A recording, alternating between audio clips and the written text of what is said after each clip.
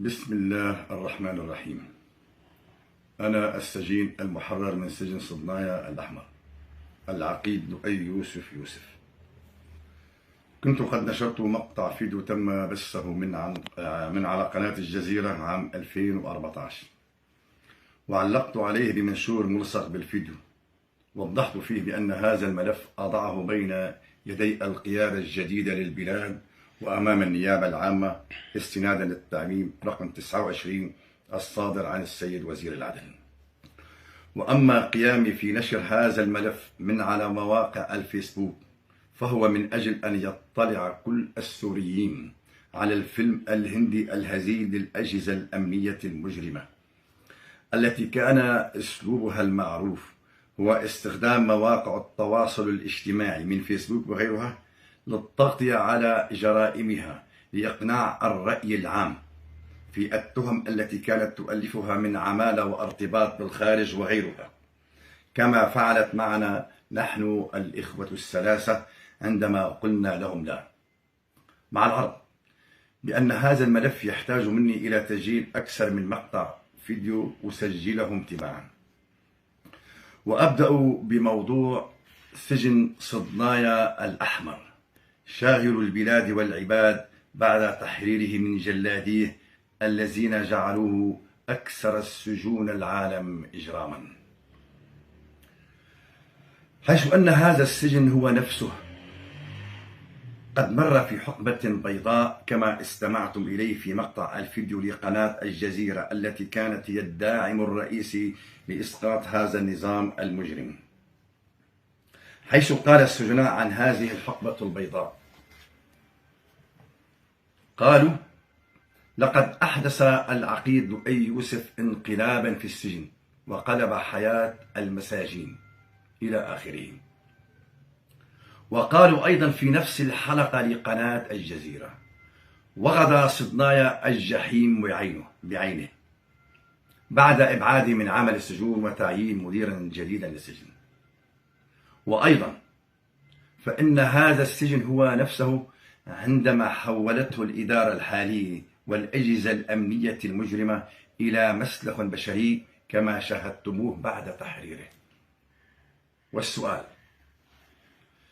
والسؤال ما الذي تغير في هذا السجن حتى مر في حقبة بيضاء؟ فالبناء والجدران والأبواب هي نفسها منذ أحداث عام 1987 ولم تتغير. لقد تربيت أنا وأخوتي تربية دينية وأخلاقية، فنحن من أقرباء العلامة الشيخ سليمان الأحمد عضو مجمع اللغة العربية في عشرينيات القرن الماضي. وحين تسلمت إدارة سجن صدنايا في 1/1/2004 وأصبحت في موقع القرار، جسدت هذه التربية بالعمل لا بالقول في تطبيق القانون كما أقره نظام العمل في السجون العسكري الموضوع منذ عام 1965 ولم يتعدل. فوظيفة وعمل مدير السجن هي حفظ أمن السجن والسجناء، وليس له أي علاقة في توقيفهم ولا في التهم والأحكام الصادرة في حقهم ولا في تحقيقات الأجهزة الأمنية. فالسجناء بعد أن يتم إحالتهم إلى السجن يصبحون أمانة في رقبته دينيا وأخلاقيا وإنسانيا، ألا يكفيهم ما لقوه من تعذيب وظلم وجور لدى فروع الأمن. فكان لأول مرة يلتقي فيها السجناء مع مدير السجن بشكل يومي ودوري ويجلسون معه وأستمع إلى طلباتهم ومعاناتهم. وفي أعياد الفطر والأضحى كنت أعايد عليهم وأدعو لهم أن لا أراهم في العيد القادم فيكونوا مع أهلهم وزويهم. وبعد أن أحطت بواقع السجن والسجناء تجاوزت كل طلباتهم التي كانت بسيطة جدا جدا، وعملت على قلب واقع هذا السجن من أساسه، حيث قمت بأعمال لم تشهدها السجون العسكرية في تاريخ سوريا لا من قبل ولا من بعد. فألغيت العمل بالقانون الجائر للأجهزة الأمنية بخصوص الزيارات، فكانت هناك سجناء لم تزور منذ 20 عاما، ومنعت دمعة أم وأهل على باب سجن صدنايا، وأدخلت إلى السجن المصاحف والكتب والمجلات والجرائد اليومية والتلفزيونات والبراود والراديوهات والمراوح، وحتى البلاي ستيشن يتسلون فيها في أوقات راحتهم، والغازات وكل ما يلزم من ورشات خاصة لتصنيع المسابح والميداليات والتحف يتعيشون منها فيما بينهم. وحسنت لهم الطعام والتنفس اليومي، يمارسون النشاطات الرياضية، ووضعت لهم صندوق للشكاوى في ساحة التنفس يفتح من قبلي يوميا حتى لا يظلم أحد من السجناء فيما بينهم أو من قبل عناصر الشرطة. وأما من الناحية الصحية تم تحسينها، وجلبت لهم الأدوية للأمراض المزمنة من قلبي وربو وضغط وغيرها، وكان يتم إسعاف المرضى عشرات المرات ليلا إلى المشفى ولا أتركهم حتى الصباح، وكانت المهاجع في الأجنحة مفتوحة على بعضها ولا تغلق إلا عند النوم، يمارسون كل النشاطات فيما بينهم من صلاة وقراءة ومطالعة وعبادة وحفظ للقرآن وغيره. وأدخلت لهم مشايخ يلقون عليهم محاضرات دينية في السجن. وأما بخصوص السجناء القضائيين من فرار داخلي وجنايات وغيرها، فقد فتحت لهم عدة ورشات مهنية من خياطة ونجارة لإصلاحهم وتعليمهم مهن يستفيدون منها في الحياة المدنية بعد أن يتم إخلاء سبيلهم. وفتحت أيضا عشرات الدورات للمحو الأمي، حيث وفرت على المؤسسة العسكرية في حينها مئات الملايين من تصنيع أكثر من 200,000 بدلة عسكري، وآلاف القلاطق والمكاتب والكراسي والترابيزات وغيرها. ومن حيث واقع السجن الخدمات كانت سيئة جدا مزرية، حيث قمت بترميم وصيانة لكامل السجن، والذي نفذه السجناء الإسلاميين والقضائيين معا للاستفادة من قيمة أجور تنفيذها في تحسين كافة خدمات السجن.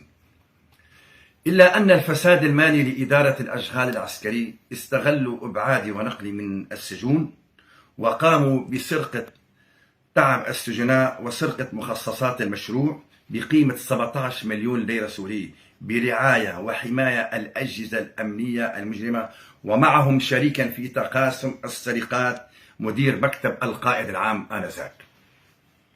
وهذه السرقات تعادل قيمتها الآن مليارات، وسآتي على هذا الملف بتسجيل لاحق كونه يرتبط بمجزرة سجن صدنايا المعروفة عام 2007، ويكشف فظاعة القضاء العسكري والمحكمة الميدانية العاهرة.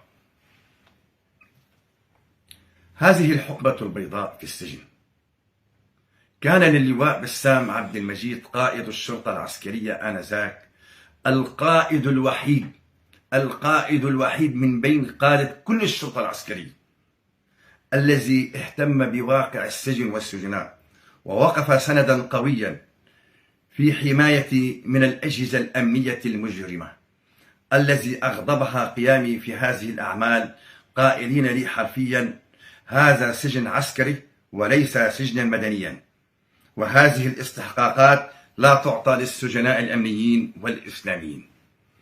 وبعد أن أصبح السيد اللواء بسام عبد المجيد وزيرا للداخلية، أرسل إلي مدير سجن عدرا المدني المعروف ليستفيد من خبرتي في معاملة السجناء ومن بعض الأعمال التي قمت بها ويطبقها في سجن عدرا. فكان رد الأجهزة الأمنية على اللواء بسام هو في نقلي وإبعادي عن السجون بتاريخ 12/8/2006، وقاموا بإلغاء العمل في كل ما قمت به من الأسبوع الأول لنقلي. وكما وصفها السجناء في قناة الجزيرة: وغدا سجن صدنايا الجحيم بعينه، وصولا إلى قيامهم بارتكاب مجزرة سجن صدنايا المعروفة عام 2007 لم يكن الوطن بحاجة إليها، حيث كان مطلب السجناء في حينها بسيطا، وهي إعادة الوضع إلى ما كان عليه خلال إدارة السجن، مما زاد من غضب الأجهزة الأمنية علي، فعملوا على تشويه سمعة عملي بأسلوبهم المعروف بتلفيق تهمة لي بعد مرور عام على نقلي. ركزوا، بعد مرور عام على نقلي بطريقة مذلة وغريبة ومستهجنة، وبنفس الوقت مضحكة ومبكية بآن واحد، ألا وهي: نحيل إليكم العقيد لؤي يوسف إلى فرع التحقيق العسكري 248، حيث أنه أثناء نقله من السجن أخذ معه طابعة كمبيوتر، وهي طابعة ملك شخصي وثمنها 5000 ليرة سورية، ثم أعادها بعد أسبوع إلى السجن.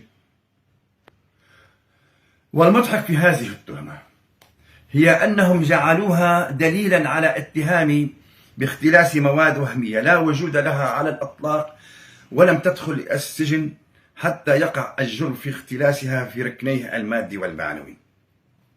وركزوا معي، حيث أن هذه المواد تحتاج إلى أكثر من 100 سيارة شحن لنقلها. ومن يتق الله يجعل له مخرجا، حيث أن عدالة الله أظهرت الحقيقة والحق، وأدانوا أنفسهم بأنفسهم، فقد تم تكليف لجنة فنية متخصصة ضمت 4 جهات عسكرية كشفت وفضحت عهر الأجهزة الأمنية في أن هذه المواد كانت ممسوحة أعمالا منفذة وهميا على الورق من قبل إدارة الأشغال العسكرية، ولم تدخل إلى السجن نهائيا، وقيامهم باختلاس عشرات الملايين. وأيضا من الناحية القضائية فقد صدر قرار من قبل أعلى سلطة قضائية محكمة النقد ينقض اتهامهم الجائر الظالم بحقي، فبدلا من قيامهم برد اعتباري وتوقيف الفاعلين وإعادة الأموال إلى خزينة الدولة، قامت تلك الأجهزة الأمنية المجرمة بالضرب بعرض الحائط قرار محكمة النقد واللجنة الفنية، والعمل بمفهوم: نحن القانون والقانون نحن، نحن الدولة والدولة نحن، نحن القضاء والقضاء نحن، حيث لاحقوني 9 سنوات غيابيا وأنا على رأس الخدمة بلا أي عمل، ولم تبت في هذا الموضوع أمام القضاء. أي شيء حاكموني احكموني، بس ما بدهم يعملوا حتى لا ينكشف عهرهم في مجرة المرتبط في مجرة سجن صدنايا، إلى أن تسرحت من الخدمة في 1/1/2015 مباشرة. بعد تصريحي أصدروا حكما غيابيا بحقي 15 عام أشغال شاقة، وأصبحت سجينا في بيتي كل تلك السنين، معمم اسمي على كل الحواجز نشر الشرطي، إلى حين قيامهم بمعاقبة أخي العميد المهندس مازن يوسف 30 يوما في السجن، وتصريحه من الخدمة لقيامه برفض أمر القائد العام. وبعد أشهر من تصريحي أيضا قمت أنا برفض الامتثال إلى مراسيم العفو للمجرم بشار الأسد، قائلا له حرفيا ضمن مذكرة دفاع قضائي أن العفو الذي أصدرته، مراسيم العفو التي تصدرها أصابع، يصدر عن من ارتكب جرما، والمجرم هو مدير مكتبك والأجهزة الأمنية. فكان الرد علينا من قبله ومن قبل الأجهزة الأمنية بتأليف مسرحية مفبركة هزيلة كالفيلم الهندي، حيث ألصقوا فينا تهمة العمالة، مستغلين وجود أخي الدكتور معا يوسف في السويد، وهو يحمل الجنسية السويدية منذ أكثر من 25 عاما، وهو أشهر طبيب كلية في أوروبا بمرتبة بروفيسور، حيث تم توقيفه في لبنان، ولكن القضاء اللبناني قد أخر سبيله منذ أكثر من عام لعدم وجود هذه التهمة بحقنا، إلا أن الأجهزة الأمنية المجرمة أبقتني أنا وأخي العميد المهندس مازن في سجن صدناء إلى حين تحريره بتاريخ 8/12/2024، حيث خرجت أنا ولم يخرج معي أخي، وما زال مصيره مجهول ولا نعرف عنه شيئا حتى تاريخه. وسآتي على هذا الموضوع في تسجيل فيديو لاحق يفضح خلفية هذا الفيلم الهندي في أفظع عهر للأجهزة الأمنية، وسنلاحقهم قضائيا عن مصير أخي العميد المهندس مازن، وهم معروفون بالاسم ومختبئون الآن كالفئران، وسنلاحقهم بالمسروقات التي سرقوها من بيوتنا، وصيغ الذهب لنسائنا، والهواتف واللابتوب عدد 5 لأولادنا الجامعيين، وصادروا بيتنا في البرامكة وأخذوا كل فرشه، وأخذوا منه 130 مليون ليرة سورية ثمن البيت الذي كنا بعناه في ضاحية 8 آذار ليتعيش منه 4 عائلات بالأكل والشرب، وصادروا السيارة وجعلوها حطاما، وجعلوا من بيتنا في البرامكة مقرا ومفرزة لهم، وقد استغل أحدهم بالتنسيق معهم في استغلال والد العجوز عمره بالتسعينات لينصب عليه بعقد إذعان كي يفرغ لهم مقابل إصدار عفو خاص لنا، مع أن البيت هو بأسماء أولاده. ولكن هم كانوا يظنون أنهم باقون إلى الأبد، حيث استولوا على آلاف البيوت والعقارات بنفس الطريقة، مستغلين أصحابها بوجود أبناء لهم في السجون. ولكن مشيئة الله ولطفه قد حفظت بيتنا الذي تربيت فيه وعشت طفولتي فيه منذ عام 1969، والحمد والشكر لله وللقيادة الجديدة للبلاد التي أعادت كل العقارات والبيوت إلى أصحابها المستولى عليها منذ عشرات السنين بنفس الطريقة. وأختم هذا الفيديو لأتوجه إلى كل السوريين، كما وصفني أحدهم وهو مقيم في الأردن حين اطلع على موقعي وقام بمشاركة المنشور لي من موقعه معلقا عليه التالي: العقيد لؤي يوسف الذي صنع انقلابا في سجن صدنايا وأصبح صديق السجناء انتهى به الأمر سجينا معهم، حيث دفعت ثمنا غاليا من عمري 18 عام من الظلم والجور والقهر، وصولا إلى قيام المحكمة الميدانية العاهرة التي حكمتني غيابيا دون أن تستمع لي بالسجن 15 عام بتهمة التقاعس عن عدم الإبلاغ عن أخي الدكتور معن يوسف بالعمالة، والذي تم إخلاء سبيله من قبل القضاء اللبناني لعدم وجود هذه التهمة بحقنا. وكانت جريمتنا الوحيدة مع آلاف السوريين أنهم عملوا على تطبيق القانون، ورفضنا أن نكون جميعا عبيدا وجباة أموال للأجهزة الأمنية المجرمة.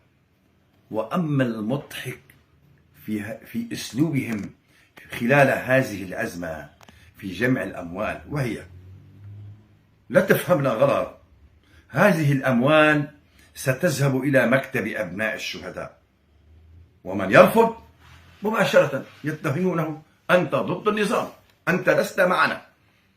والأشد قهرا هو القضاء العسكري،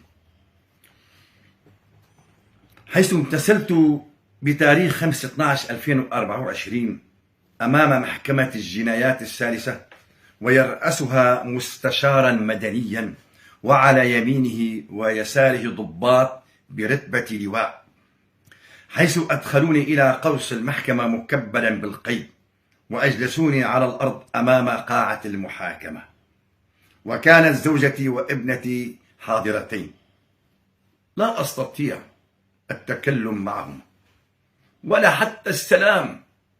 وأمام هذا المشهد الأليم فرحت قليلا، حيث توقعت أنهم سيسألونني عن الفيلم الهندي للأجهزة الأمنية كما أسلف.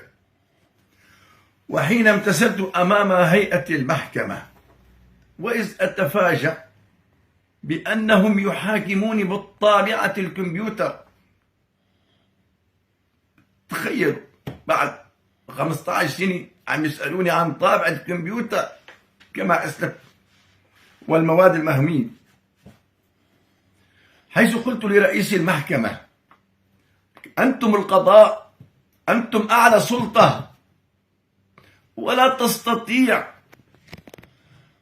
ولا تقدر أن تأمر عنصر أمن أمامك في أن أضم ابنتي التي لم أراها منذ توقيفي في السجن، ولا تستطيع أن تأمر عنصر الأمن بالتكلم مع المحامي ليترافع عني.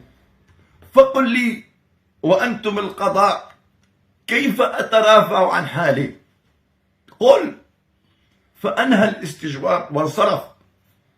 مع العلم كلمة حق تقال بأن هيئة المحكمة مقتنعين ببراءتي ولا علاقة لي كما قالت لي زوجتي، ولكن بكل أسف لا يوجد شيء اسمه قضاء عسكري في سوريا، فهذا القضاء هو بالشكل، وأما في الموضوع هو للأجهزة الأمنية وللمال وغيره.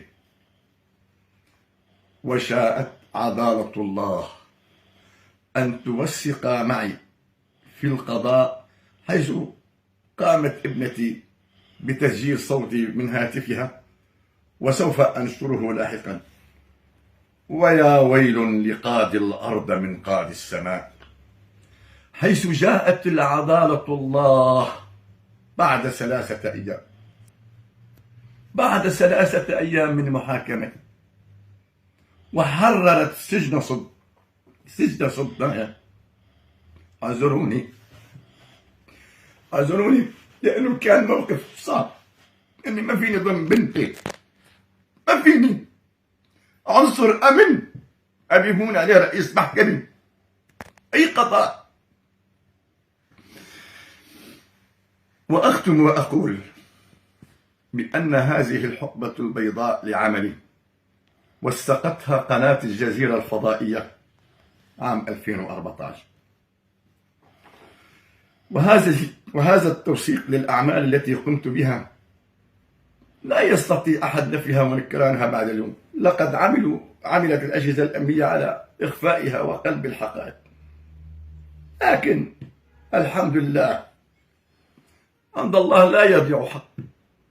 فالذي وصفها وتحدث عن هذه الحقبة البيضاء هم السجناء أنفسهم، والتي كانت تصنفهم الأجهزة الأمنية المجرمة بالإسلاميين المتشددين، ومعظمهم كانوا في سجن تدبر والمزة العسكري قبل إلغائهما.